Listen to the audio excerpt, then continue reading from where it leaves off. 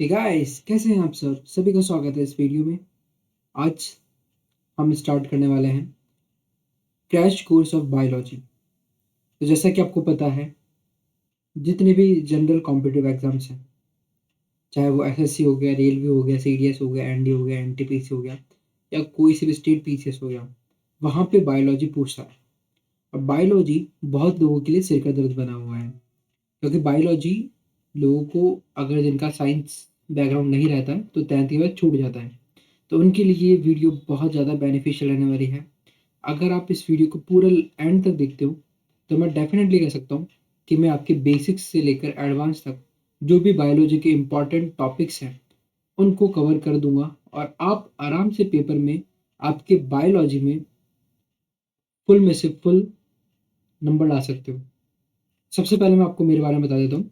मेरा नाम है नितिन माथुर, और लास्ट 3 सालों से, मतलब 3.5 साल से ही मान लीजिए, मैं एक प्लेटफॉर्म था जिस पे अपनी साइंस की क्लासेस अपलोड करता था, स्पेशली बायोलॉजी। उसके अलावा हिस्ट्री, पॉलिटी वगैरह मैंने वहाँ पे पढ़ाई है।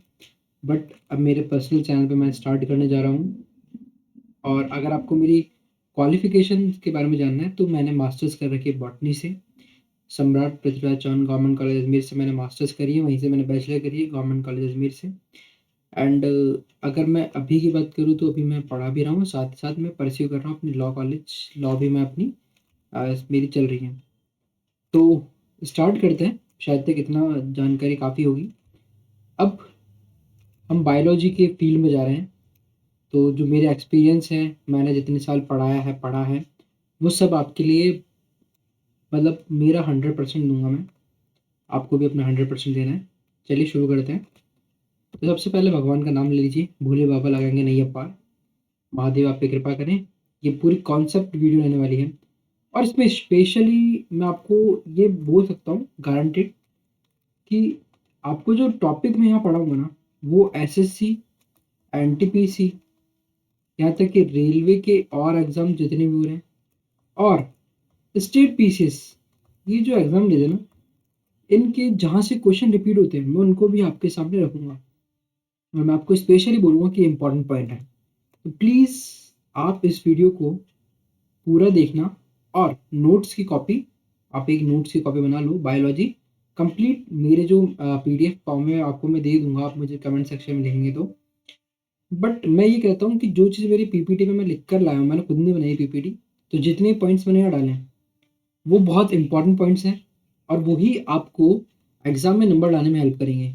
अगर आप इतना पढ़ के जाते हो, मोर देन सफिशिएंट होगा आपके लिए बायोलॉजी के अंदर। इसके अलावा आ गया तो ये मान लीजिए कि वो पेपर बिल्कुल आउट ऑफ सिलेबस आ रहा है, क्योंकि मैंने पुराने पिछले साल के जितने पीवाईक्यू पेपर हुए हैं अभी तक, एसएससी, एनटीपीसी, रेलवे या पीसीएस तक के लेवल के पेपर को भी मैंने एनालाइज करा है, और तब जाकर कंटेंट पूरा बनाया है।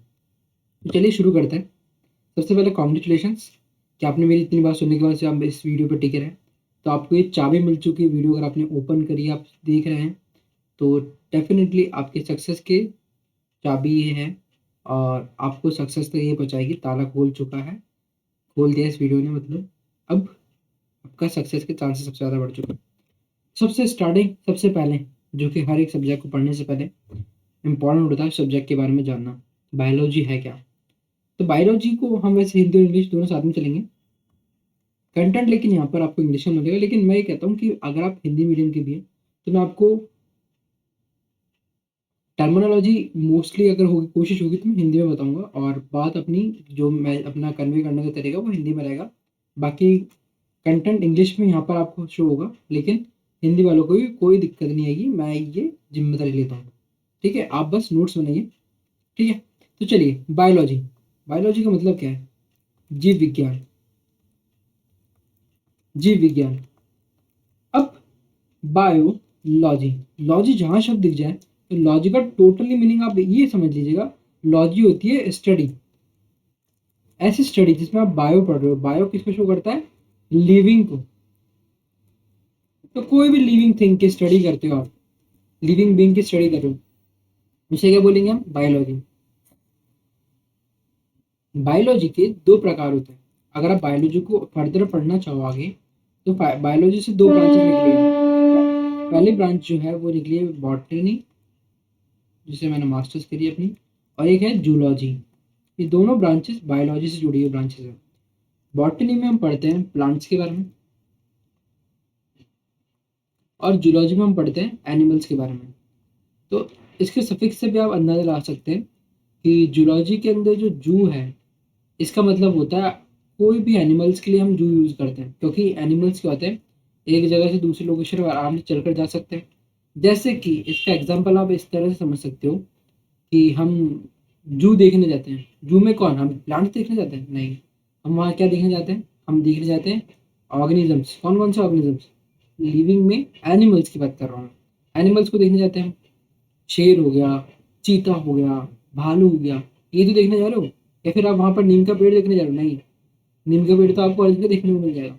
बट आप जू कहाँ के लिए जा रहे हो? जू स्पेसिफिकली किसके लिए? एनिमल्स के लिए। तो वहीं से ये नाम निकला है जूलॉजी, प्रीफिक्स। जहाँ पे भी जू आ जाए वो एनिमल से रिलेटेड होगा, ठीक है। तो जूलॉजी, बॉटनी, ये दोनों इसकी ब्रांचेस हैं।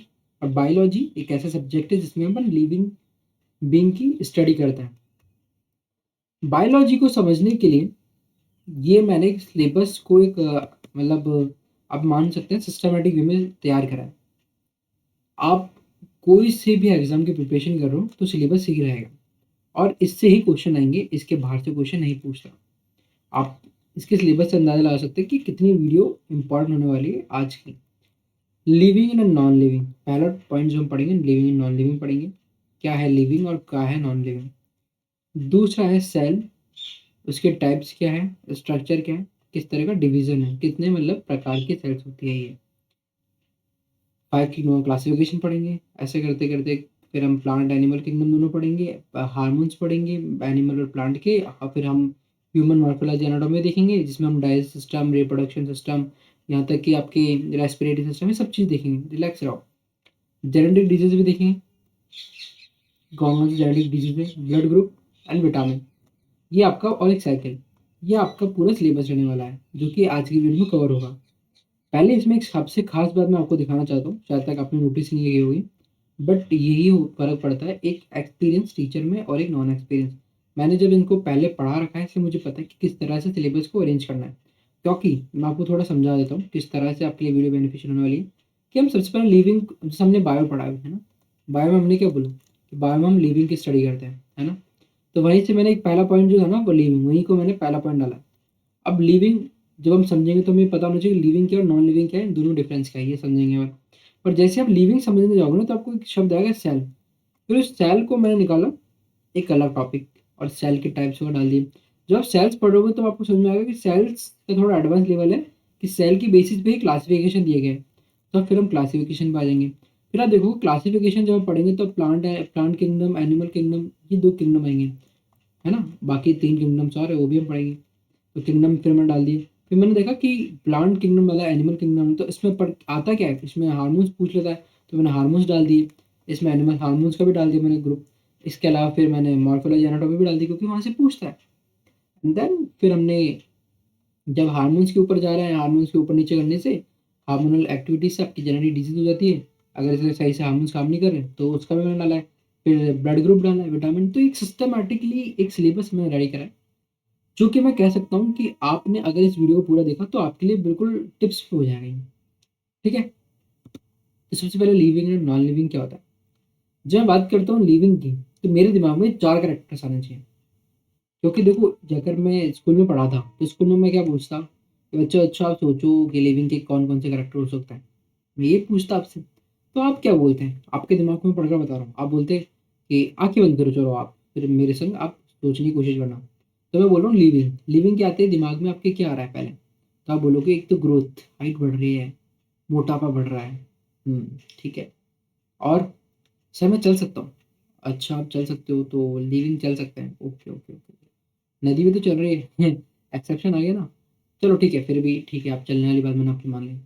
फिर आप और सोच रहे हो, ऐसे सोचते रहो, फिर आपका थोड़ा और लेवल जाएगा तो आप रिप्रोडक्शन सोचोगे कि लिविंग होता है, उसकी नेक्स्ट जनरेशन बनती है, मतलब डिफरेंट टाइप के रिप्रोडक्शन के थ्रू न्यू जनरेशन फॉर्मेशन होती है। फिर आप सोचोगे थोड़ा सा, अरे मेटाबॉलिज्म मैंने नाम सुना है तो मेटाबॉलिज्म होता है। इस तरह से आपके दिमाग में कैरेक्टर्स अपने आप आना शुरू हो जाएंगे। तो वो कैरेक्टर्स कोई स्पेसिफिक कैरेक्टर्स नहीं आएंगे, मतलब ऐसे कि एक स्पेशली डेफिनेशन में दे दो आपको 4 पॉइंट्स की 4 पॉइंट ही है और इससे लिविंग पक्का हो जाएगा, नहीं। मतलब मेरा कहने का मतलब ऐसा है कि लिविंग थिंग को अगर डिफाइन करना है तो उसके लिए कोई स्पेसिफिक डेफिनेशन हम नहीं कह सकते, क्योंकि लिविंग जो है ना, एक तो डाइवर्सिटी इतनी है कि लिविंग के इतने प्रकार आपको देखने को मिल जाएंगे जिसका आप मतलब सोच नहीं सकते। वायरस वायरस को आप कैसे कंपेयर करोगे लिविंग से, क्योंकि वायरस में तो क्वालिटी दोनों की, नॉन लिविंग लिविंग की। तो इसलिए हमने एक ओवरव्यू के बेसिस पे कैरेक्टर्स, 4 कैरेक्टर्स लिए हैं जिनमें ये 2 या 3 कैरेक्टर्स मिल रहे हैं, हमने उसको लिविंग बोल दिया। सारे कैरेक्टर्स मिल जाए ये जरूरी नहीं है, इसको भी समझाऊंगा कि सारे कैरेक्टर्स एक लिविंग में जो मैंने डाले हैं 4, ये 4 पॉइंट्स इस सब में मिल जाए जरूरी नहीं है। कैसे समझते हैं? पहला, तो मैंने यहाँ पर 4 पॉइंट लिखे हैं लिविंग के। ग्रोथ, ग्रोथ क्या होता है? Increase in number and mass of cell. मतलब कि लिविंग में जो आपने बोला कि सर हाइट बढ़ती है, आपने क्या बोला कि हाइट इंक्रीज होती है। हाइट इंक्रीज होना क्या शो करता है? किसी इंसान का पहले बचपन में वो मान लीजिए कि 1 फीट का पैदा हुआ और जब वो 20 साल की एज में पहुंचा तो 6 फीट का हो गया। क्या शो कर रहा है? ग्रोथ शो कर रहा है। तो ग्रोथ हो कैसे रही है? ग्रोथ हो रही है सर जब उसके अंदर सेल के नंबर्स में इंक्रीमेंट आ रहा है। सेल जो है उसके नंबर ऑफ सेल थी वो जब इंक्रीज होती है तभी वो ग्रोथ होती है। ऐसे ही आपका सेकेंडरी ग्रोथ जो है, सेकेंडरी ग्रोथ का मतलब है कि किसी की हेल्थ बढ़ रही है। हेल्थ कैसे? हेल्थ इन द सेंस कोई मोटा हो रहा है, किसी की थाई बहुत मोटी हो जा रही है, किसी के हाथ की मसल्स बहुत मोटी हो जा रही है, तो वो क्या है? वो भी तो ग्रोथ ही है। अब आप जैसे जिम जाते हो तो आपके सिक्स सिक्स वो आ जाता है abs, और इसके साथ साथ में आपकी जो हाथ की मसल्स है वो भी थोड़ी थिक हो जाती है। तो वो हो क्या रहा है? वो भी तो ग्रोथ ही है ना, ग्रोथ ही तो है वो। तो वो क्या है? सेल्स के नंबर पर इंक्रीज होना, सब कुछ सेल के नंबर जब इंक्रीज हो रहे हैं तो वो ही आपकी ग्रोथ को शो कर रही है। सिंपल सी बात में। अब बात आती है सेकंड पॉइंट, रिप्रोडक्शन। रिप्रोडक्शन क्या है? रिप्रोडक्शन देखो बच्चा, अगर जिसको नहीं पता है तो उसके लिए समझा देता हूँ कि रिप्रोडक्शन मतलब है कि ए ऑर्गेनिज्म और बी ऑर्गेनिज्म है, दोनों सेम स्पीसीज के हैं। मेरे हर एक पॉइंट, हर एक शब्द में बहुत इंपॉर्टेंट बातें डाल रहा हूँ मैं समझाऊंगा कि मैं क्या बोल रहा हूँ और क्यों इंपॉर्टेंट है वो शब्द, हर शब्द। एक ए ऑर्गेनिज्म है, एक बी ऑर्गेनिज्म है, दोनों बीच में मीटिंग होती है एंड देन एक सेकंड, मतलब आप कहें तो सेकंड जनरेशन फॉर्म होती है। फर्स्ट जनरेशन है, एक सेकंड जनरेशन फॉर्म हो रही है। कैसे हुई है? ए और बी के रिप्रोडक्शन, ए और बी में रिप्रोडक्शन करा एंड देन सी की फॉर्मेशन है। ठीक है, फिर सी और डी मिले एंड देन एक ई थर्ड जनरेशन बनी। ये बात समझ में आ गई आपको? तो ये लिविंग में क्वालिटी है कि वो रिप्रोडक्शन कर सकता है। ठीक है, अब बात आती है कि कुछ एक्सेप्शन यहाँ पर आपको देखने मिलते हैं। अब वो एक्सेप्शन का नाम अगर मैं लूँ तो म्यूल, खच्चर। बहुत लोगों ने पढ़ा होगा इसके बारे में। खच्चर, खच्चर किससे बनता है? घोड़े से। एक तो घोड़ा और एक गधा, गधी है ना। बेटिंग होती है, मीटिंग होने के बाद आपका म्यूल बनता है। इनमें दोनों के फीचर होते हैं। रीजन क्या है? देखो, घोड़े के पैरों में बहुत ताकत होती है और जो गधा होता है उसकी पावर लिफ्टिंग की जो क्वालिटी है वो बहुत अच्छी होती है। तो इसलिए जो पहाड़ी इलाके हैं वहाँ पर खच्चर, आप वैष्णो देवी जाएंगे या फिर केदारनाथ जाएंगे तो आपको वहाँ म्यूल देखने को मिलेंगे। मतलब दूर से, जैसे आप वैष्णो देवी में गया था तो वैष्णो देवी में जब आप चढ़ते हो, चढ़ाई करते हो तो आपको ऐसा लगता है सामने से कि गधा आ रहा है, तो थोड़ा पास आता है आपको लगता है घोड़ा आ रहा है। तो कन्फ्यूजन होता है क्योंकि दोनों के कैरेक्टर्स में है, बट वो रिप्रोडक्शन नहीं कर पाता आगे जाकर। जब वो म्यूल बन जाता है तो रिप्रोडक्शन नहीं करता। क्यों नहीं करता? रीजन पता है आपको? तो इसका रीजन मैंने यहाँ पर ही बोला था कि ए ऑर्गेनिज्म और बी ऑर्गेनिज्म दोनों सेम स्पीसीज के हैं। मतलब कि ए और बी जो ऑर्गेनिजम्स हैं जिनके बीच में रिप्रोडक्शन हो वो दोनों सेम स्पीसीज के हैं। बट वही केस म्यूल का आता है। तो जो हॉर्स है और डंकी है, हॉर्स अलग स्पीसीज का है, स्पीसीज वन नाम देता हूँ इसको, और डंकी स्पीसीज टू, मतलब दूसरी स्पीसीज का है। मैं ऐसे सिंपल ही रखने की कोशिश करूँगा इसको। तो जब इन दोनों के बीच में रिप्रोडक्शन होगा तो हमेशा स्टेराइल ऑर्गेनिज्म प्रोड्यूस होगा। वही कंडीशन यहाँ पर है। म्यूल स्टेराइल है, म्यूल नए बच्चे पैदा नहीं कर सकता। इसीलिए हॉर्स और डंकी का मीटिंग कराते हैं म्यूल के लिए। म्यूल के बाद उसकी नेक्स्ट जनरेशन कभी नहीं आएगी। ठीक है, अब इस पॉइंट को याद रखना, मैं आपको आगे बोलूंगा कुछ।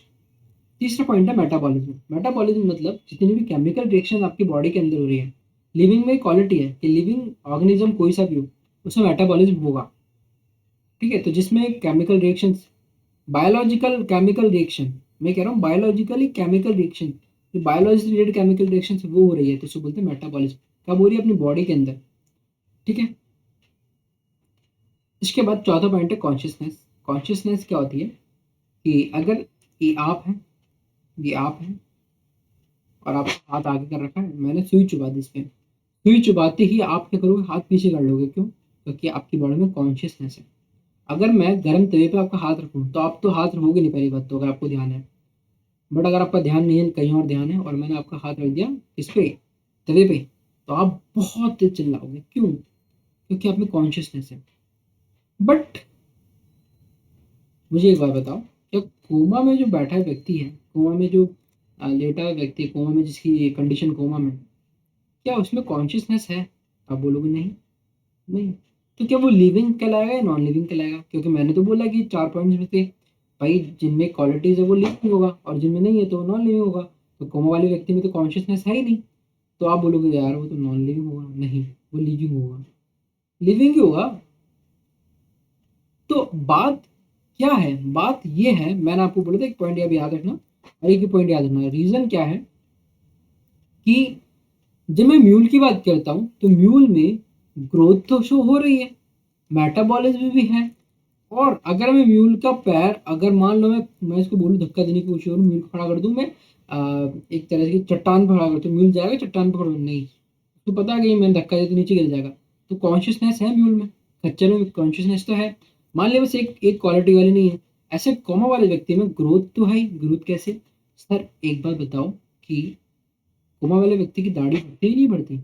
जो बियर्ड्स है वो बढ़ती नहीं बढ़ती? बढ़ती है। वहीं तो ग्रोथ तो वो भी है, सेल्स तो बढ़ी रही ना, हेयर सेल्स है वो तो, है ना? ऐसे ही उसमें ग्रोथ तो है और रिप्रोडक्शन वाली क्वालिटीज भी उसमें होगी, हो सकती है। बस क्या है, कॉन्शियसनेस तो नहीं है, बाकी मेटाबॉलिज्म भी तो हो ही रहा होगा। जब उसमें ये क्वालिटीज, मतलब ऐसा है कि लिविंग के अंदर जरूरी नहीं है कि चारों चारों पॉइंट्स यहाँ मिल जाए। बट मैं कहता हूँ कि इसमें 3 करेक्टर्स भी आपको मिल रहे हैं, 2 भी मिल रहे हैं, तो वो लिविंग होगा। ठीक है। इसके और एक्सेप्शन पे जाऊंगा तो कंफ्यूजन हो जाएगा, क्योंकि मैंने जब भी एक्सेप्शन ज़्यादा पढ़ाए तो बच्चे कंफ्यूज हो गए। बट आपको याद रखना कि ग्रोथ, ग्रूम सी, आपको ऐसे कैसे याद रखना है, ग्रूम सी, ग्रोथ, रिप्रोडक्शन, मेटाबॉलिक, कॉन्शियसनेस, इसकी डेफिनेशन है आपकी लिविंग की। चलिए इस चीज़ को समझ में आ गया होगा आपको। अब बात करते हैं हम सेल की। वहां से हमने क्या बात करी? ग्रोथ से सेल समझा था। अब ग्रोथ में एक सेल शब्द आया था, आपको पता हो, यहाँ पे मैंने सेल शब्द लिया काम में, है ना? ये वाला, ये शब्द अपने काम में लिया ना ग्रोथ में, सेल। तो सेल को आगे समझते हैं, सेल क्या है। सेल, अगर मैं बात करूं तो सेल 2 तरह की होती है, प्रोकैरियोटिक और eukaryotic, on the basis of उसकी स्ट्रक्चर के बेसिस में। कैसे? मैं अगर आपको एक बात बोलूं, आपने भी सुना होगा कि यार यूनिसेलुलर है, मल्टी सेलुलर है। तो अगर मैं सेल को अच्छे से डिवाइड करने की कोशिश करूँ तो सेल स्ट्रक्चर के बेसिस पे डिवाइड कर सकता हूँ तो मैं, और एक ऑर्गेनाइजेशन के बेसिस पे। ऑर्गेनाइजेशन कैसे सर? समझिएगा। स्ट्रक्चर के बेसिस पे बात करूँ, ऑर्गेनल्स क्या क्या मिल रही हैं, ऑर्गेनल्स क्या क्या मिल रही है उनके बेसिस पे डिवाइड करूँ मैं, तो मैं बोलूँगा कि सेल के 2 प्रकार होते हैं, एक प्रोकैरियोटिक होती है और एक यूकैरियोटिक होती है। ठीक है। वहीं ऑर्गेनाइजेशन के बेसिस पे बोलूँ तो एक कुछ ऑर्गेनिज्म आपको यूनिसेलुलर मिलेंगे जिसमें सिंगल सेल है, और कुछ मिलेंगे मल्टी सेलुलर ऑर्गेनिज्म। ऐसा रीजन क्या है सर? कि क्योंकि जब मैं ऑर्गेनाइजेशन की बात करूँ तो मैं पूरा बोल रहा हूँ कि इनकी बॉडी कितनी सेल से बनी हुई है। तो आपने बोला कि सिंगल सेल से बनी, जैसे अमीबा।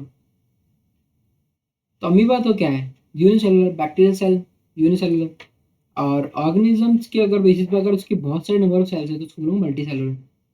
बट मैं स्ट्रक्चर के बेसिस पे जाऊँगा आगे, क्योंकि स्ट्रक्चर के बेसिस पे बात करते हैं हमेशा अपन, क्योंकि वहीं से टॉपिक, वहीं से क्वेश्चन उठता है।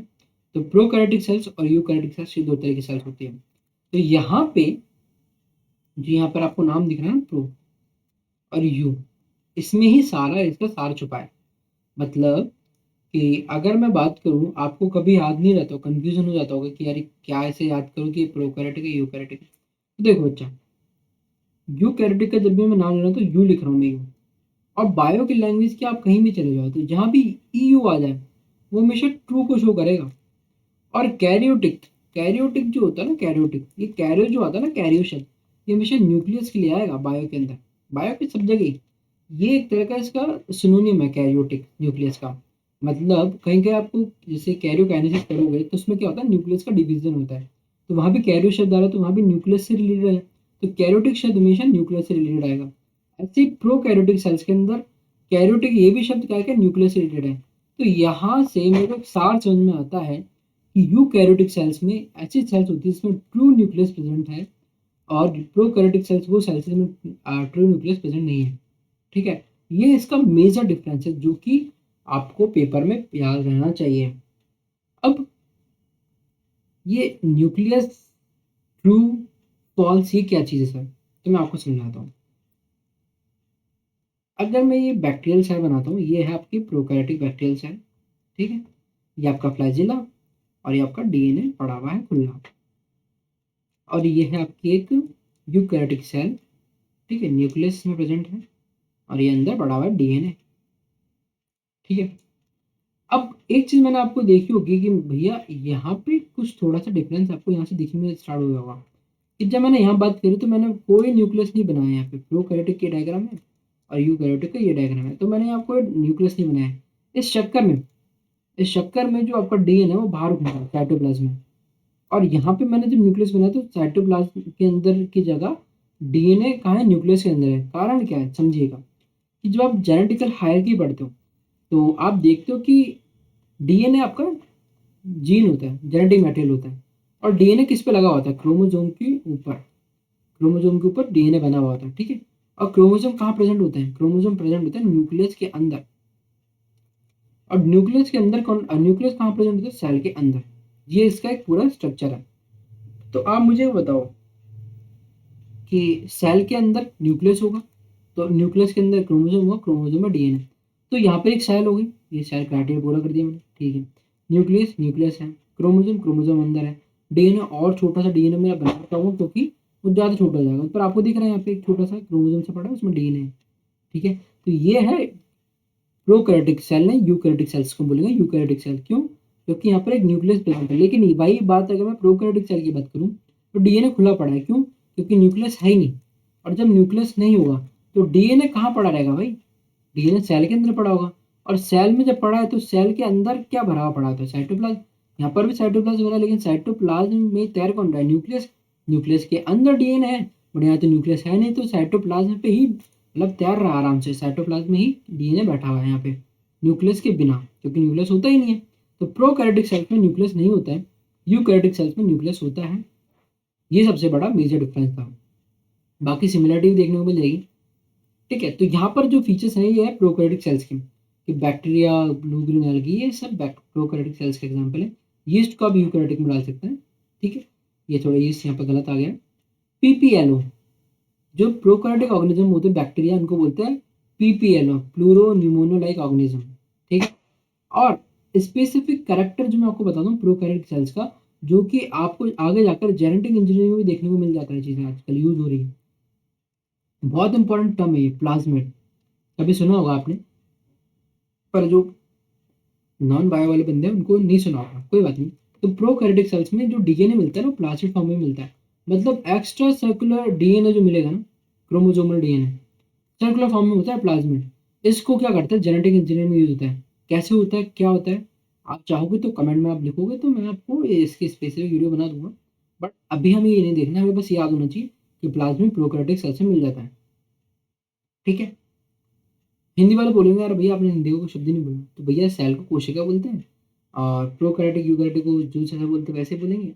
बस ये जो कोशिका है, सेल है, सेल दो तरह की और होती है। कैसे, डेड होती है, लिविंग होती है। बस सिंपल चीज समझिएगा कि आप एक प्लांट है, एक प्लांट है, तो उस प्लांट पे आपने देखा होगा कि ऊपर एक जो छाल होती है वो बहुत कड़क होती है, बट जैसे छाल को काटने, अब जैसे आप एक एक ट्री का ट्रंक काटने स्टार्ट करोगे तो आप पहले यहाँ पर थोड़ा सा आपको ज़्यादा दम लगेगा, फिर आप धीरे धीरे अंदर जाते जाओगे तो आप देखोगे यहाँ पर तो थोड़ा सा गीली गीली सी लेयर आने लग गई है ना, तो वो क्या लिविंग सेल्स हैं, में पानी है वो लिविंग सेल है, और जो बिल्कुल सूखी पड़ी है वो है डेड सेल्स। तो सबसे पहले डेड सेल की डिस्कवरी हुई थी, और डेड सेल की डिस्कवरी किसने करी? रॉबर्ट हुक ने 1665 में। ठीक है, रॉबर्ट हुक ने डेड सेल की डिस्कवरी कहाँ पे करी? तो इसके पीछे कहानी है। कहानी ये कि बोतल का जो कैप होता है, बोतल का कैप जिसको हम आजकल आजकल तो पता नहीं, सोडे वोडे की बोतल में आपने देखा होगा कि इस तरह का कैप होता है जिसको हम बोलते हैं कॉर्क, है ना, लकड़ी का होता है। तो वो डेड सेल से बना हुआ होता है। तो रॉबर्ट हुक ने कुछ कर रहे होंगे भाई, बोतल वाला काम होगा रॉबर्ट हुक को। तो उस बोतल का जो कैप था वो था कॉर्क का बना हुआ। तो रॉबर्ट हुक ने क्या करा? रॉबर्ट हुक ने इस कॉर्क को ले गए और अपने लैब में ले जाकर अपना बनाया हुआ द्वारा माइक्रोस्कोप जो उन्होंने खुद ने बनाया था उसकी स्टडी करी। तो उन्होंने कुछ ऐसे कॉलम लाइक स्ट्रक्चर, रॉ और कॉलम लाइक स्ट्रक्चर देखने को मिले। ठीक है, तो इसी को उन्होंने क्या नाम दिया? सेल नाम दिया, सेल, है ना। स्ट्रक्चर के बेसिस पे इनका नाम भी सेल ही डाल दिया उन्होंने। रॉबर्ट हुक ने 1665 में इसकी खोज करी, सेल की खोज करी। कौन सी? Dead, dead cell. ठीक है, अब बात आती है एंटन वॉन लीवेनहॉक की।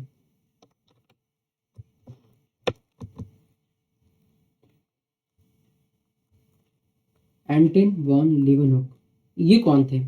तो डेड सेल की डिस्कवरी पहले हो चुकी थी, लेकिन 9 साल बाद एंटन वॉन लीवेनहॉक एक दिन बैठे थे अपने गार्डन में। तो गार्डन के पास में उनके कोई पॉन्ड हुआ। इस पॉन्ड में एलगी तैर रही थी, फ्री लिविंग सेल। और एलगी उठा लाए, मतलब एलगी जो तैर रही थी, एलगी की होती कवक। तो कवक पानी के ऊपर हरी सी एलगी तैर रही थी। तो उसकी सेल उठा कर लाए, उसको माइक्रोस्कोप के नीचे इन्होंने देखा, स्टडी करी। तो उन्होंने देखा अरे ये तो अलग ही चीज़ है। तो बाद में पता चला इसकी डिस्कवरी तो पहले हो चुकी है, लेकिन जो करेक्टर्स थे कुछ, जो कि जिंदा सेल की डिस्कवरी होती थी ना उसके हिसाब से, तो एक जिंदा सेल के करेक्टर देखने को मिले। तो उन्होंने पहली लिविंग सेल की डिस्कवरी करी। किसने? एंटन वॉन लीeuwenhoek। एंटन वॉन लीeuwenhoek 1674। कैसे याद रखोगे? 1665 में रॉबर्ट हुक लेकर आए, पहले डेड सेल खोजी, उसके 9 साल बाद किसने खोदी खोजी? एंटन वॉन लीeuwenhoek ने 1674 में। ठीक है, ये बात आपको समझ में आ गई। आगे चलते हैं हम। प्रोकैरियोटिक सेल्स और यूकैरियोटिक सेल्स में डिफरेंस क्या होता है? क्योंकि हमने सेल को जब इतनी बातें कर रहे हैं, तब भैया थोड़ा सा डीपली बता दोगे प्रोकैरियोटिक सेल्स और यूकैरियोटिक्स तो मजा आ जाएगा। उससे पहले मैं एक सेकंड आपका एक चीज मैं थोड़ा सा हम्म, मुझे इसलिए करना पड़ेगा ये बिकॉज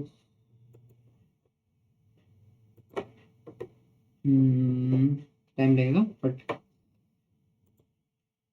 हाँ, ये इसलिए करा क्योंकि मेरा पेन जो है लैग कर रहा था।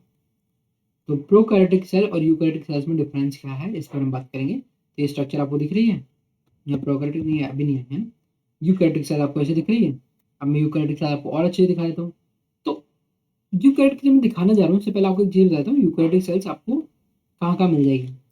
आपको मिल जाएगी पंजे में, प्लांट प्लांट के अंदर भी देखने को मिल जाती है, और एनिमल्स के देखने के अंदर भी देखने को मिल जाती है। तो इसलिए आप डरिएगा मत कि ये अलग सेल कैसी है, ये अलग कैसी है। तो ये स्ट्रक्चर दिखिए ना आपको, ये है यूकैरियोटिक सेल। ये क्या है? यूकैरियोटिक सेल है। और ये प्लांट सेल है। कैसे मैं बता पा रहा हूँ आपको? इसके पीछे रीजन ये है कि प्लांट सेल के अंदर जो वैक्यूल होता है, मैं आपको समझाऊंगा, कोई दिक्कत नहीं, बस मैं आपको थोड़ा सा स्ट्रक्चर से रूबरू कर रहा हूँ। तो वैक्यूल जो होता है ना, वो वैक्यूल बहुत बड़ा होता है, और जिस सेल में अगर वैक्यूल बहुत बड़ा है तो हमेशा समझ जाइए कि वो प्लांट सेल है। ठीक है, इसके अलावा आपको और भी ऑर्गेनिल्स देखने को मिल रहे हैं। राइबोसोम हो गया, गोल्जी वेसिकल्स हो गया, आपको गोल्जी बॉडी हो गया, क्लोरोप्लास्ट हो गया, माइटोकॉन्ड्रिया हो गया, साइटोप्लाज्म हो गया, माइलोप्लास्ट हो गया। इस तरह की आपको रफ एंडोप्लाज्मिक, स्मूथ एंडो, बहुत सारी चीज़ें हैं ना। तो वो हम थोड़ा धीरे धीरे आगे बढ़ेंगे। बट मैं आपको एक ओवरव्यू देना चाह रहा था कि किस तरह की हमारी सेल दिखती है, प्लांट सेल। एनिमल सेल भी सेम टू सेम होती है, बस उसमें क्लोरोप्लास्ट नहीं होगा और वैक्यूल का साइज छोटा हो जाएगा। ठीक है, और थोड़ा स्ट्रक्चर भी थोड़ा अलग होता है। तो चलिए पहले हम बात करते हैं प्रोकैरियोटिक और यूकैरियोटिक सेल्स को थोड़ा और इजीली डिफरेंशिएट करनी है। तो डायग्राम आपको दिखाया था प्लांट सेल का, ऐसे डायग्राम मैंने यहाँ बना दिया है अपने हाथों से, जिससे आपके लिए इजी हो जाए। तो ये डायग्राम मेरा, और ये प्रोकैरियोटिक सेल का डायग्राम मेरा, जो आपको मैंने शायद पहले ही बनाया था ना। हम्म तो देखिए, ये जो सेल है इसमें आपको पता है न्यूक्लियस प्रेजेंट नहीं होता, तो कहाँ डीएनए कहाँ रिली साइटोप्लाज्म में घूम रहा है। वहीं यहाँ पे न्यूक्लियस प्रेजेंट होता है, तो साइटोप्लाज्म के अंदर नहीं जाके बल्कि न्यूक्लियस के अंदर डीएनए रहते हैं, ठीक है। तो यहाँ न्यूक्लियस प्रेजेंट नहीं होता है, न्यूक्लियस एब्सेंट होता है या न्यूक्लियस प्रेजेंट होता है, ये बात आपको पता है, ठीक है।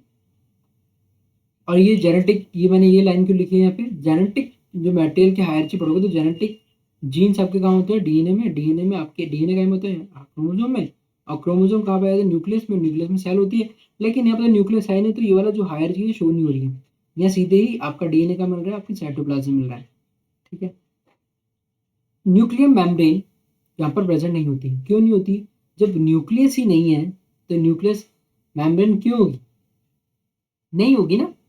बट एक सिमिलैरिटी जो मैंने आपको जब मैं सेल समझा रहा था, तो आपको एक चीज यहाँ पर राइबोसोम पढ़ने को मिला होगा। राइबोसोम एक ऐसा ऑर्गेनेल है, लिख लीजिएगा, राइबोसोम होता क्या है, इसका क्वेश्चन बनेगा, पॉइंट लिख लीजिए। राइबोसोम एक ऐसा ऑर्गेनेल है जो प्रोकैरियोटिक सेल्स में मिलता है और यूकैरियोटिक सेल दोनों में मिलता है, दोनों में प्रेजेंट होता है, यहाँ भी प्रेजेंट है और यहाँ भी प्रेजेंट है, स्पेशल करेक्टर।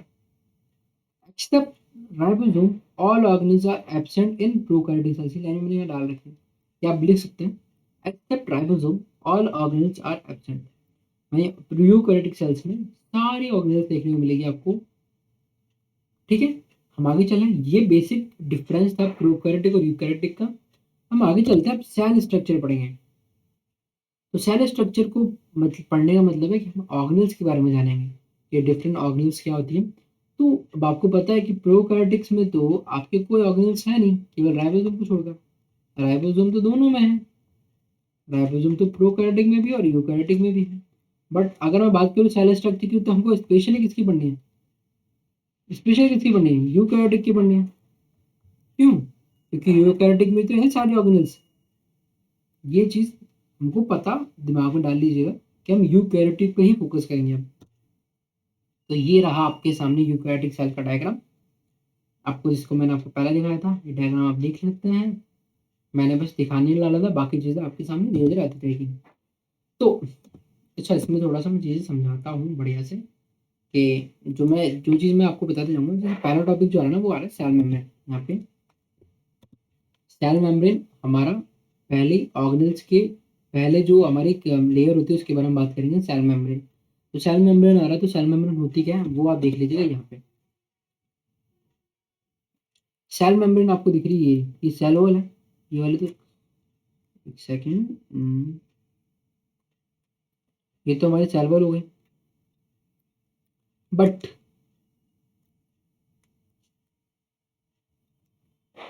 ये जो है हमारी, ये है सेल मेम्ब्रेन, बहुत पतली झिल्ली से स्ट्रक्चर। अगर आप हिंदी में पढ़ोगे तो झिल्ली ही बोलते हैं मेम्ब्रेन को। तो वो आपको कहाँ देखने को मिलेगी, सेल वॉल के नीचे। सेल वॉल है, सेल वॉल के अंदर जो मिलेगी ना, वो होगा आपकी सेल मेम्ब्रेन, उसके बारे में पढ़ रहे हैं। तो सेल मेम्ब्रेन आपकी एक किससे बनी होती है, पहले प्रश्न पूछ लेता आपसे, तो आपको पता होना चाहिए cell membrane made up of lipid, sugar and protein. Lipid, sugar and protein, ये तीन चीज आपको याद रखनी है कि तीनों से मिलकर बनी होती है। आप थोड़ा अच्छा पढ़ रहे हो, अगर आपको चीजें समझ में आ रही थोड़ी बहुत मेरी, तो ये ध्यान रखना कि लिपिड के बेसिस पर एक मॉडल दिया गया, मतलब सेल मेम्ब्रेन के अंदर एक मॉडल दिया गया, कि मॉडल पूछ लेता है, क्योंकि एनसीईआरटी में साफ साफ दिया हुआ है। तो फ्लूइड मोज़ेक मॉडल नाम का मॉडल दिया गया, किसने दिया, सिंगर एंड निकोलसन ने 1972 में। पॉइंट यहाँ पर याद रखने का ये कि सेल मेम्ब्रेन में लिपिड, शुगर, प्रोटीन होते हैं। आप इसको ऐसे याद रखते हो, PSL, PSL, ठीक है। ये ऐसे ऐसे याद रखो, स्लिप स्लिप से भी याद रख सकते हो, वैसे भी याद रख लीजिए, ये तीन आपको याद रखना है। अब बात आती है कि सेल मेम्ब्रेन में एक दूसरा पॉइंट जो पूछ सकता है, वो ये कि फ्लूइड मोज़ेक मॉडल किसने दिया था। तो आपको नाम याद होना चाहिए, सिंगर, निकोलसन, ठीक है। कब दिया था, 1972 में। हमको ये नहीं पूछेगा इस मॉडल में क्या है, लेकिन फिर भी मैं आपको थोड़ा सा जानकारी बता देता हूँ कि इसको quasi fluid nature of lipid की, मतलब जो इसमें ये है, ये फ्लूइड मोज़ेक मॉडल में क्या हुआ कि लिपिड जो होता है ना, वो थोड़ा क्वासी फ्लूइड नेचर शो करता है, मतलब थोड़ा सा बहने वाला नेचर शो करता है, जिसके कारण ये करता है, जो आपकी प्रोटीन लेयर होती है ना, बाइलेयर, उसके सारे सारे सारे बहता है। तो ये क्या कर रहा है, फ्लूइडिटी शो कर रहा है। तो ये फ्लूइड मोज़ेक मॉडल जो है, ये आपके quasi fluid nature of lipid को शो कर रहा है। बस समझ गए आप, इतना सा याद रखिएगा। पर आपको मेन जो है ना ये रखना है, फ्लूइड मोजन मॉडल क्या है, सिंगर निकोलसन ने दिया 1972 में। Plant cell, bacterial cell and fungal cell consist, ये आपको याद रखना तो बढ़िया है, कोई बात नहीं। अब बात होती है सेल वॉल। अभी सेल वॉल क्या है सर, सेल वॉल आपको मैंने बताया था जैसे कि आपकी आउटर कवरिंग कवरिंग लेयर जो क्या करती है, इसका काम है बहुत, इसका बहुत इंपॉर्टेंट काम है। और काम इसलिए भी है क्योंकि ये प्रोटेक्टिव के साथ साथ सेल को स्पेशली एक शेप देती है।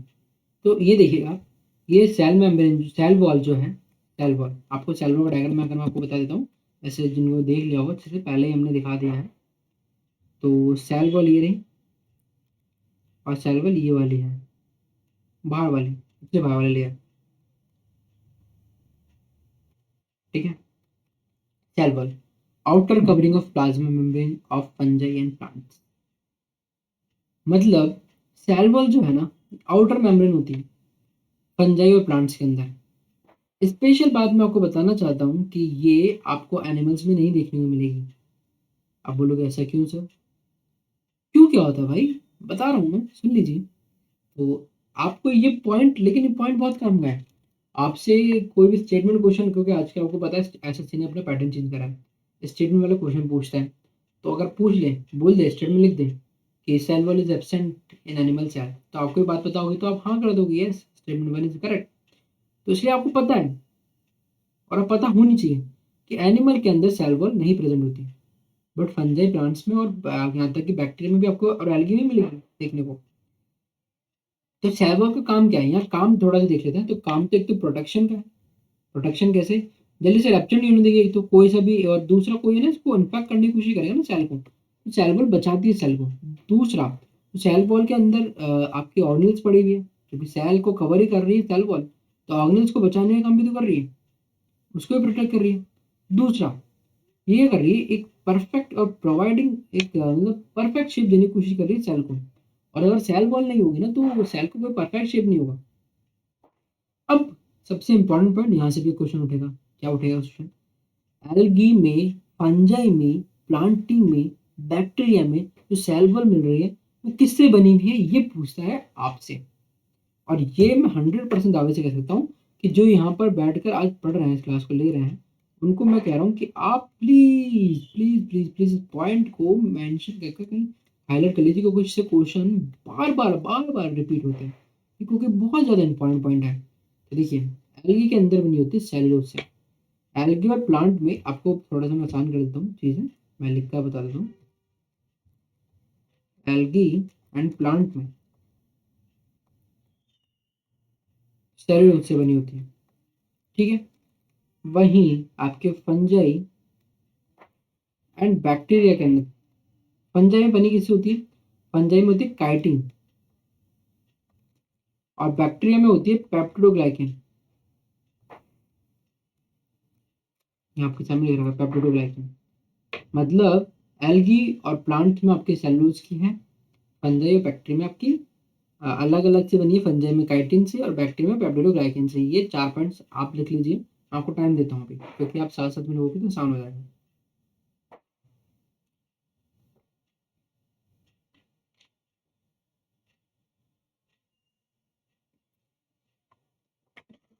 लिख लिया क्या, पानी वाली भी मैं साथ में रखता हूँ, आप भी रखिएगा, क्लास लंबी होगी। क्लास लंबी होगी इसलिए बोल रहा हूँ मैं, क्योंकि देखो अभी हम कहाँ हैं, आप जितने लिखो, लिखो आप लिखो लिखो लिखो लिखो।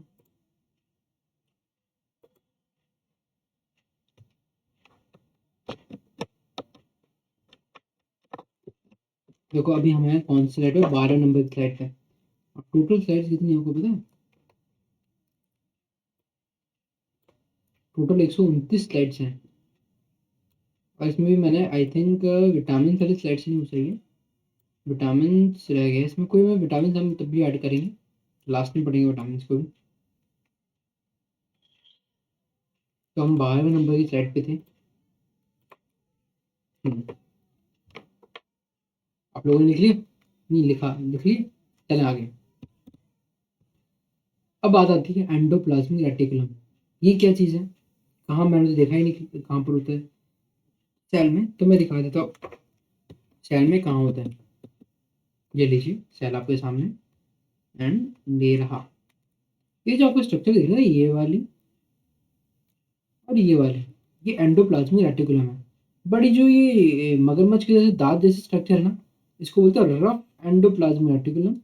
और इसको बोलते हैं जो स्मूथ साइड है, जो प्लेन साइड है, उसको बोलते हैं स्मूथ एंडोप्लाज्मिक रेटिकुलम, SER और RER। ठीक है। अब बात आती है कि ये ऐसे रफ क्यों है और कहीं से स्मूथ क्यों है, इसके पीछे। और यहाँ से क्वेश्चन बनेगा, वो कैसे बनेगा देखिएगा। पहला क्वेश्चन तो पूछता है कि राइबोसोम क्या है, किस चीज में हेल्प करता है।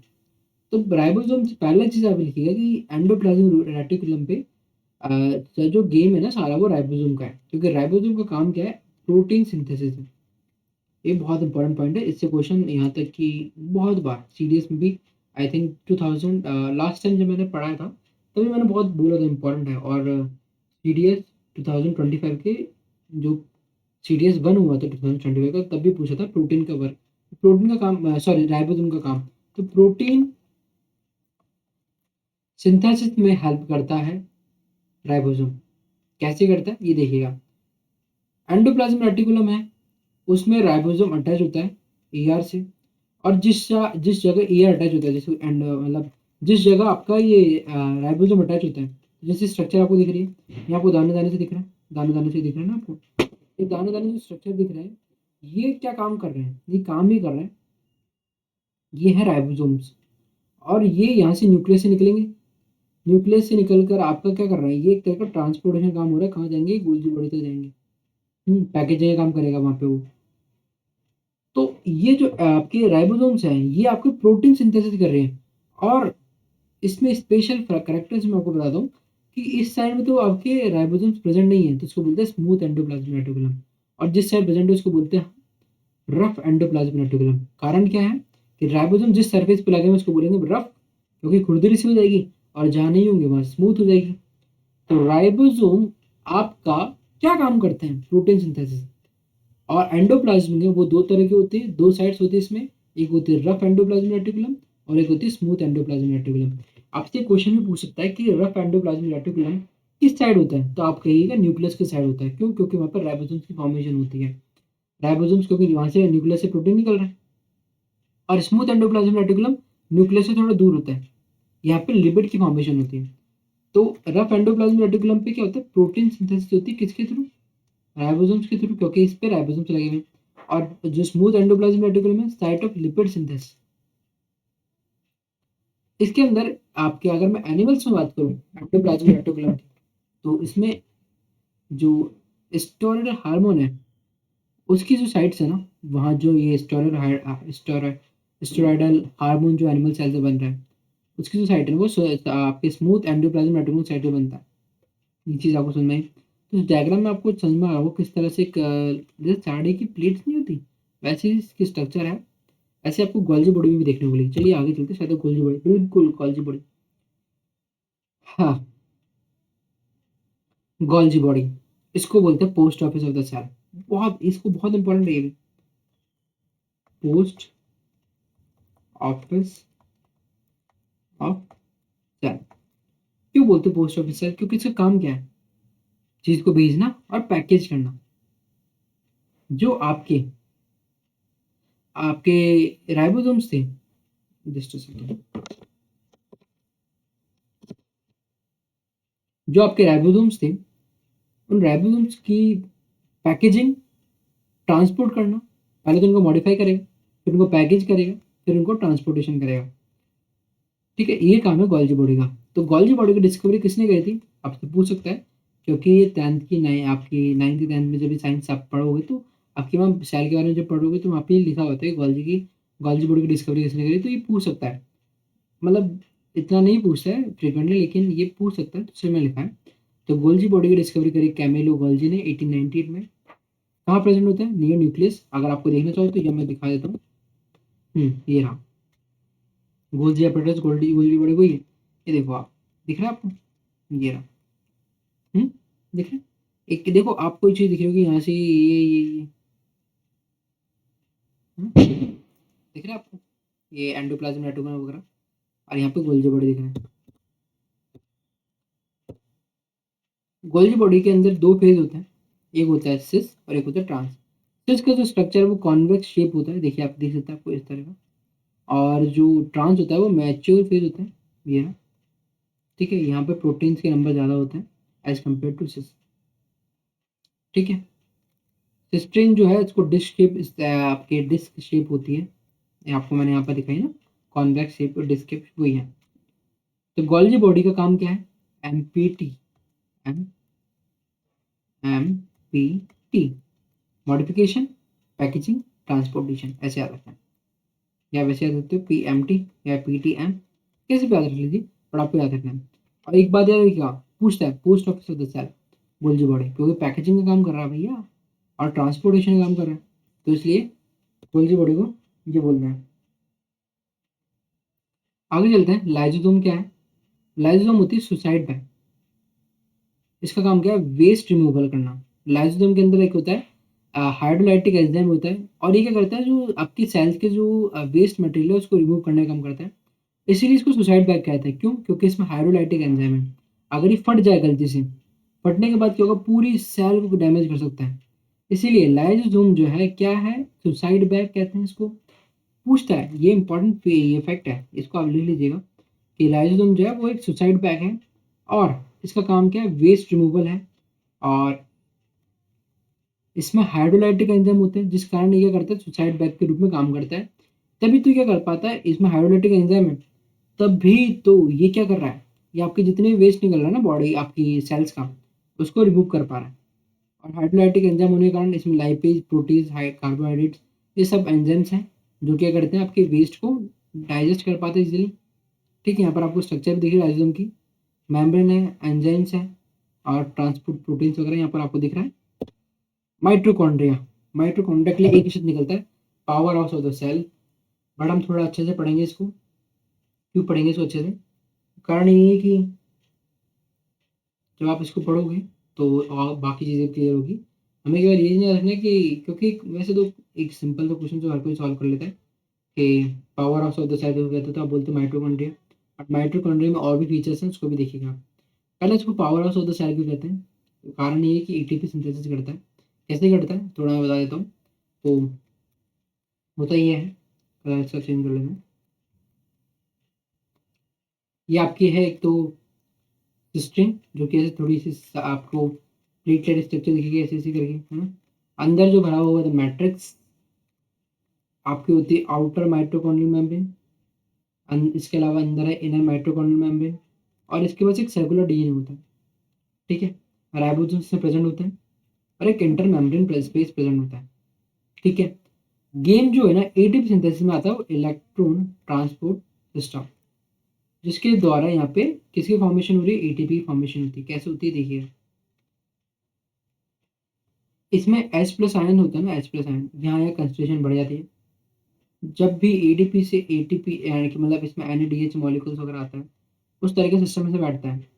बट हमें जो ध्यान रखना वो ये है कि इलेक्ट्रॉन ट्रांसपोर्ट सिस्टम के थ्रू आपकी एटीपी सिंथेसिस होती है। और इसमें रोल किस चीज़ का है? इसमें एक तो आपके इनर मेम्ब्रेन और मैट्रिक्स का है।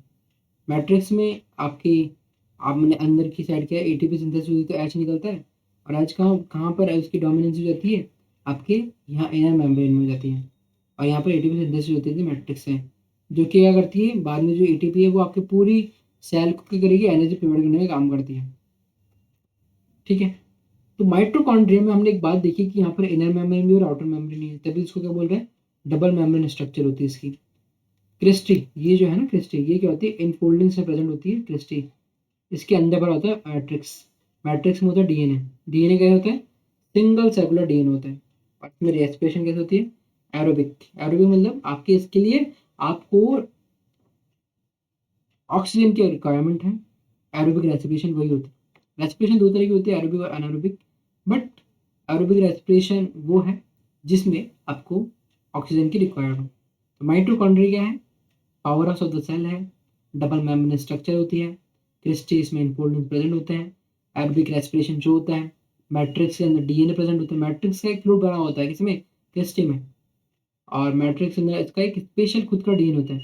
एक डीएनए की जब मैं बात करूँ, डीएनए एक और आपके ऑर्गेनेल्स में प्रेजेंट होता है, वो होता है आपका साइटोप्लाज्म। चलिए उसको भी देखते हैं। Cytoplasm, sorry, chloroplast. बिल्कुल, ये आ गया आपके सामने। मैंने लिख भी रखा है, मेंशन भी कर रखा है, क्योंकि मैं जो भी इंपॉर्टेंट पॉइंट्स हैं मैंने उनको यहाँ मेंशन करा है। और आई थिंक मेरे को कॉल आ रहा है, लेकिन मैं सोच रहा हूँ कि एक बार आपको ये ऑर्गेनिक्स वाला खत्म करूँ फिर, क्योंकि जो मेरे पास ऐप है उसमें वीडियो पोस्ट करने का ऑप्शन नहीं आता, तो उसके सेकंड पार्ट में अपलोड करूँगा, कोई इशू नहीं है। अभी आप इसको देखिए। तो क्लोरोप्लास्ट, क्लोरोप्लास्ट मोस्टली आपको स्पेशली कहाँ देखने को मिलेगा, आपके प्लांट सेल में देखने को मिलते हैं। इसकी भी डबल मेम्ब्रेन बॉडी होती है, थाइलोकोइड प्रेजेंट होता है, स्ट्रोमा होता है, ये सब चीज़ें आपको देखने को मिलेगा जब इसकी स्ट्रक्चर आप देखोगे। ठीक है, क्लोरोप्लास्ट का काम क्या है? आपकी जो सनलाइट है उसको ट्रैप करने का काम कर रहे हैं, इसमें जितने भी सिस्टम चीज़ बैठे हैं। समझ में आ गई बात? क्लोरोप्लास्ट में खुद के सेलुलर डीएनए होता है, केवल दो ऑर्गेनेल्स ऐसे हैं जिसके पास खुद का डीएनए है। मैं एक तो एक माइटोकॉन्ड्रिया, एक और क्लोरोप्लास्ट। ठीक है। प्लास्टिड, प्लास्टिड क्या होते हैं? प्लास्टिड में डिफरेंट पिगमेंट्स होते हैं, जैसे क्लोरोप्लास्ट, क्रोमोप्लास्ट, ल्यूकोप्लास्ट। इन पिगमेंट्स के बेसिस, इनका अलग अलग पर्पज है, किसी का प्रोटीन है, किसी का आपके स्टोर फॉर्मेशन काम है, तो इस तरह का डिफरेंट पिगमेंट्स का डिफरेंट रोल होता है। बट हमें ये याद रखना है कि क्लोरोप्लास्ट किसमें प्रेजेंट होता है, प्लांट में। क्लोरोप्लास्ट के खुद के मतलब क्लोरोप्लास्ट के पास खुद का डीएनए होता है और डबल मेम्ब्रेन बॉडी है, ये याद आपको रखना है। क्लोरोप्लास्ट किस में हेल्प करता है, फोटोसिंथेसिस में हेल्प करता है, तभी किसमें प्रेजेंट है, प्लांट में प्रेजेंट है। ये बात आपको याद रहेगी। चलिए आगे चलते हैं। राइबोसोम, जिसका सारा ये सारा गेम है, और मैंने आपको बोला 4-5 बार बोल दिया ये इंपॉर्टेंट है, इंपॉर्टेंट है, इंपॉर्टेंट है। आपको ये समझ में आ गया होगा। राइबोसोम क्या होता है? प्रोटीन सिंथेसिस में हेल्प करता है। ठीक है। कौन ने इसकी डिस्कवरी करी? इसकी डिस्कवरी करी जॉर्ज पैलाडे, 1953। इसमें बना किसे होता है, आरएनए और प्रोटीन से बना होता है। इसमें क्या होता है, दो तरह के राइबोसोम्स होते हैं। राइबोसोम्स के भी दो टाइप्स हैं, 70S और 80S। 70S जो होता है ना, वो मिलता है आपको आपके प्रोकैरियोटिक सेल्स में, और जो 80S होता है वो मिलता है यूकैरियोटिक सेल्स में। ठीक है। अब 70S के, अभी कुछ लोग होते हैं ना, रील्स आपके वायरल होगी रील्स कि बायो वाले जान सकते हैं कि 30S, 30S+50S कैसे 70S होता है, और 40S+60S कैसे 80S होता है। तो वो मैं आपको बता देता हूँ, आज आपके सामने चीज़ें आसान कर देता हूँ। तो वैसे तो आप बोलोगे 30 और 50 80 होते हैं सर, ये 70 कैसे होता है? तो एस सिंपली सब यूनिट को शो करता है। ठीक है, यहाँ पर आप थोड़ा स्ट्रक्चर देखिएगा कि जो राइबोसोम होता है ना, वो एक इस तरह के स्ट्रक्चर है जिसमें आपके एक तो स्मॉल यूनिट, एक लार्ज यूनिट, दो यूनिट से मिलकर बना होता है। तो कुछ नहीं है, 30 क्या है, स्मॉल यूनिट है, स्मॉल सब यूनिट है, और एक 50 का लार्ज सब यूनिट है। तो ये दोनों मिलकर, ये यूनिट्स के नाम है, सब यूनिट्स के नाम है, ये मिलकर आपको बनाते हैं 70S टाइप का राइबोसोम, जो कि कहाँ मिलता है, आपके आपके प्रोकैरियोटिक सेल्स में। भाई 40S और 60S, ये क्या है, ये भी सब यूनिट के नाम है। जो 60S है वो लार्ज सब यूनिट का टाइप है, 40S स्मॉल सब यूनिट का टाइप है। ये दोनों मिलकर के बनाता है 80S टाइप का राइबोसोम, जो कि कहाँ मिलता है, आपके यूकैरियोटिक सेल्स में। आप इसको ऐसे याद रख सकते हो कि 70S कम होता है, तो कम किसमें मिलेगा, जो कि less advance type of cell है, मतलब प्रोकैरियोटिक सेल। और यूकैरियोटिक आपको पता है, जैसे बड़े बड़े ऑर्गेनिज आपके बड़े, जो कि एडवांस प्लांट किंगडम से, जैसे एनिमल किंगडम से, या फिर आपके फंजाई किंगडम है ना, इन सब में जो कि आपके एडवांस टाइप की कैरेक्टर्स रखते हैं, उनमें मिलेगा 80S टाइप का, क्योंकि 80S थोड़ा बड़ा होता है 70S से। इस तरह से थोड़ा कंपेयर कर सकते हो, चीज़ आसान हो जाएगी। तो 80S का मिलेगा, यूकैरियोटिक राइबोसोम से मिलेगा। और ये थोड़ा सा ध्यान रखना है कि प्रोटीन से प्रोटीन बनाता है, लेकिन ये प्रोटीन मतलब इसके चारों तरफ प्रोटीन नहीं होता है, नॉट सराउंडेड बाय प्रोटीन। तो राइबोसोम क्या है, राइबोसोम का मेन फंक्शन आपको पता ही होगा, प्रोटीन सिंथेसिस का। और थोड़ा सा मैं आपको रिवाइज करा दूं, तो राइबोसोम कहाँ देखने को मिलता है, आपको देखने को मिला गोल्जी बॉडी पे और एंडोप्लाज्मिक रेटिकुलम पे। एंडोप्लाज्मिक रेटिकुलम पे जहाँ देखने को मिला राइबोसोम, उसको हमने क्या बोला, रफ एंडोप्लाज्मिक रेटिकुलम। और गोल्जी बॉडी में राइबोसोम का काम क्या हो रहा था, वहाँ पे पैकेजिंग हो रही थी इसका, आपके मॉडिफिकेशन हो रहा था, ट्रांसपोर्टेशन हो रहा था। ये आपको याद आ गया, पीएमटी। बिल्कुल। अब एक बात, जैसे आपको ऑर्गेनिल्स में बता देता हूँ, चीज़ें आसान और कर देता हूँ, कि जब मैं आपको डायग्राम बना रहा था बार बार प्रोकैरियोटिक सेल्स का, तो एक डायग्राम में मैं एक चीज़ बना रहा था, देखो ऐसे जाकर ऐसे ऐसे ऐसे। तो एक मैं ऐसे डंडी से बना रहा था, टेल से बना रहा था, तो टेल क्या थी, वो थी फ्लैजिला। यहाँ पर आप देख सकते हो फ्लैजिला, ये आप देख सकते हो पैरामीशियम, यहाँ पर आपको दिख रहा है सीलियम। तो फ्लैजिला और सीलिया क्या है? तो पहली बात तो फ्लैजिला और सीलिया कुछ नहीं है, एक आपके मोटाइल स्ट्रक्चर है जिनका काम क्या है, कोई भी ऑर्गेनिज्म को एक जगह से दूसरी जगह ले जाने का काम है। इसमें फ्लैजिला और सीलिया दो ऐसे नाम हैं जो कि मोटाइल स्ट्रक्चर है। अब फ्लैजिला जो होते हैं ना वो मिलते हैं प्रोकैरियोटिक और यूकैरियोटिक दोनों में मिल जाते हैं। प्रोकैरियोटिक में मिलते हैं मतलब बैक्टीरियल सेल्स वगैरह में मिलेंगे, प्लस साथ में यूकैरियोटिक सेल्स में मिलेंगे। बट सीलिया जो है ना केवल और केवल यूकैरियोटिक सेल्स में मिलते हैं। फ्लैजिला थोड़े से थिक होते हैं और लॉन्ग होते हैं, वहीं सीलिया बहुत थिन होते हैं। इनका स्ट्रक्चर जो है ना थिन होगा और स्मॉल होगा, ठीक है। हेयर लाइक होते हैं, हेयर लाइक। और ये होते हैं ना लॉन्ग होते हैं, टेल लाइक होते हैं और सिलेंड्रिकल होते हैं। ये है फ्लैजिला और सीलिया में मेन डिफरेंस। एग्जांपल सीलिया के अंदर आपका आप ले लीजिए पैरामीशियम, और आपके फ्लैजिला यूग्रेनाइट, ठीक है, बैक्टीरियल सेल। फ्लैजिला मिलता है आराम से। आगे चलते हैं, सेंट्रोसोम एंड सेंट्रियोल्स। इनका काम आपका सेल डिवीजन में आता है, तो हम सेल डिवीजन भी पढ़ेंगे। But I think cell division को समझने के लिए हमें एक नई वीडियो अपलोड करनी चाहिए, क्योंकि इस वीडियो में हमने बहुत कुछ चीज़ें देख ली है। डाइजेस्ट करने के लिए थोड़ा आपको टाइम चाहिए, आप रिवाइज करिएगा। अगर आपको मेरी ये वीडियो पसंद आई है तो प्लीज़ चैनल को सब्सक्राइब कीजिएगा। और मैं वादा करता हूँ कि सेंट्रोसोम और सेंट्रियोल्स को भी वैसे ही पूरा लास्ट तक, जहाँ तक मेरी जो पूरी बायो क्लास है इसको ऐसे ही अपलोड करूँगा। बस आपको करना इतना है कि आपको चैनल को सब्सक्राइब करना है, और मिलते हैं नई वीडियो में। मेहनत करी है मैंने, स्लाइड्स बनाई है और बहुत अपना 100% दिया है। प्लीज़ कमेंट भी कीजिएगा, और अगर डाउट है तो कमेंट सेक्शन में लिख सकते हैं, मैं उसका रिप्लाई भी करूँगा। और अगर ज़्यादा ही डाउट ऐसे लगा कि इस पर वीडियो बन सकती है तो फिर वीडियो बनेंगे। मिलते हैं नई वीडियो पे। जय हिंद, जय भारत। सब्सक्राइब जरूर करिएगा। जय हिंद, बाय। मिलते, बाय। जय हिंद, जय भारत।